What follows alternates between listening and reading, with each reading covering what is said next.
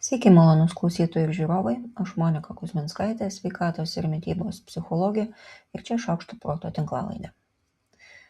Šią savaitę kalbėsim apie laimę, apie serotoniną, o tiksliau jo prekursorių triptofaną. Apie serotoniną galim kalbėti jau beveik neužsikirsdami, triptofaną minime rečiau, bet kiekviename sakinyje su kokiu šokoladu ar kalakutiena jis irgi yra linkęs pasirodyti. Pasitikrinkime, kas tai yra, kodėl apie tai verta žinoti ir kaip tai susiję su psichologinė sveikata. Triptofanas tai būtinoji aromatinė aminorūgštis medžiaga, kurios žmogaus organizmas nesintetina, vadinasi, ją būtinai turime gauti su maistu.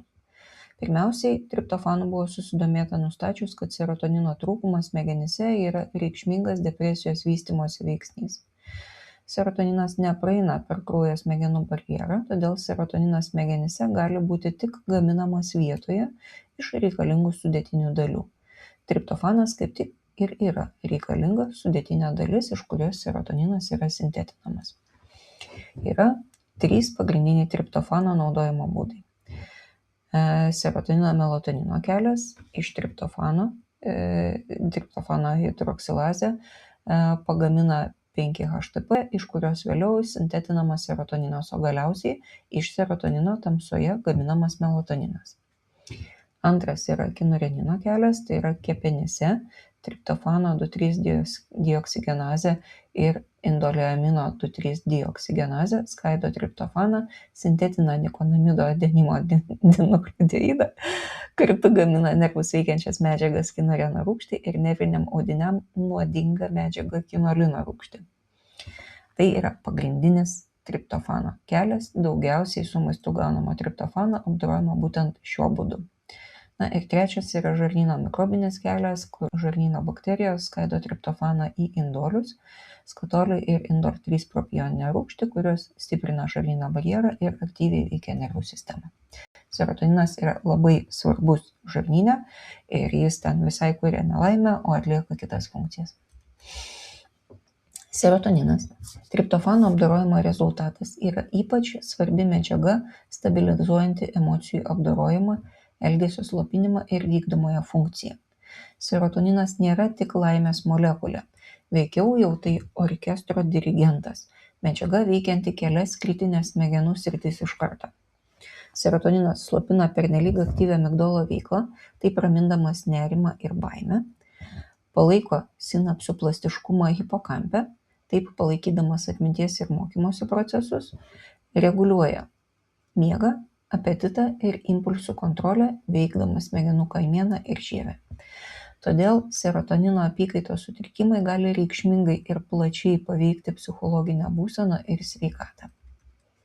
Naujausi moksliniai tyrimai jau nebetiria temos per mažai serotonino sukelia liūdesį. Šiuo metu tyriamas sudėtingas žarnyno, smegenų ir imuninės sistemos ryšys. Nustatyta, jog patiriant stresą ir sisteminį uždegimą, triptofanas lyg ir pavagiamas iš smegenų. Vietoj to, kad smegenyse taptų serotoninu, triptofanas nukreipiamas kinurenino keliu, smegenyse serotonino atsargos išnaudojamos, ima kauptis per daug toksiškos kinolino rūgšties, vystosi mikroglijos uždegimas, mažėja sinapsių plastiškumas, galiausiai vystosi struktūrinė smegenų atrofija būdinga didžiajai depresijai. Žarnyne, esant sveikai žarnyno bakterijų kultūrai, gaminamos nuo uždegimo saugančios medžiagos, kurios apsaugo nuo padidėjusio žarnyno pralaidumo, kas angliškai vadinama leaky gut. Jei žarnyne vyrauja žalingos bakterijų rūšys, vystosi sisteminis uždegimas ir stiprėja aukščiau aprašytas triptofano nukreipimas. Kai kurie psichobiotikai, konkrečiai laktobacillus ir bifidobakterijum rūšis, slopina šį uždegimą ir nukreipia triptofaną atgal į smegenis. Viskas su viskuo susiję ir viskas tikrai nėra paprasta. Tyrėjai taip pat vienareikšmiškai siūlo triptofaną vartoti kaip sveikus maisto produktus, o ne kaip papildus, jeigu jau klaustumėt, ką vartoti. Viduržemio jūros dieta derina triptofano turinčius produktus su omega-3 turinčiais produktais ir toks maistas natūraliai skatina serotonino gamybą. Dar kartą viduržemio jūros dieta yra šiandien žinomas optimaliausias mitybos būdas. Daugiausiai triptofano, jeigu jau galvojam apie maistinius šaltinius, yra paukštienoje, jautienoje, kiaulienoje, tofu, lašišoje, sojų pupelėse, piene, moliūgų sėklose, avižose ir kiaušiniuose. Šios produktus svarbu vartoti kartu su sudėtinių angliavandenių turinčių maistu, tokių kaip avižos, batatai ar rudieji ryžiai, nes kitaip triptofanas sunkiai pasisavina. Keletas praktinių minčių jūsų apsvarstymui.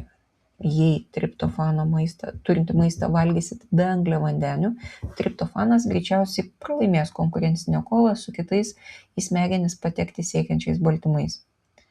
Insulinas padės didžiosioms amino rūgštims patekti į raumenis ir triptofanui bus atvertas kelias į smegenis. Stenkitės mažinti sisteminį uždegimą, kuris nukreipia triptofaną iš smegenų. Mažinkit smarkiai apdoroto valgomo maisto kiekį, vartokit daugiau polifenolių ir omega-3 riebiųjų rūgščių. Skatinkit žarnyno mikrobiomos įvairovę, vartokit fermentuotus produktus, derinkit juos su prebiotinės ląstelienos šaltiniais, tokiais kaip porai, svogūnai, česnakai ir šparagai. Gyvenkit pagal šviesos ir tamsos ciklą. Ryte neilgai trukus po pabudimo pabūkit 10-15 minučių lauke šviesoje, taip stimuliuosit serotonino gamybą dienos pradžioj, o vakare venkite ryškios šviesos šaltinių, taip paskatinsit melatonino gamybą ir pagerinsit miegą. Tai tiek sudėtinga organinė chemija ataustų žinių apie triptofaną ir serotoniną. Tikiuosi prisiminsit, kad serotoninas nėra vien tik laimės hormonas, tai sudėtinga cheminė medžiaga, orkestro dirigentas, reguliuojantis daugybę procesų smegenyse ir laimės ar nelaimės jausmas yra tik viena iš pasekmių, jei jau imsimės valgyti netinkamą maistą, nepakankamai gerai miegoti ar iš viso nemiegoti naktim ar visą laiką būti šviesoj. Aš Monika Kuzminskaitė, sveikatos ir mitybos psichologė, padedu spręsti paprastus ir sudėtingus elgesio, mąstymo ir emocijų klausimus. Rašau, skaitau paskaitas ir teikiu psichologinės konsultacijas. Norite registraciją į konsultaciją, rasit komentarę po kiekvienu įrašu, o įrašus rasit socialiniuose tinkluose vardu Šaukštas proto. Rašykit man asmeninę žinutę arba elektroniniu paštu adresu šaukštas.proto@gmail.com. Taikos ir ramybės.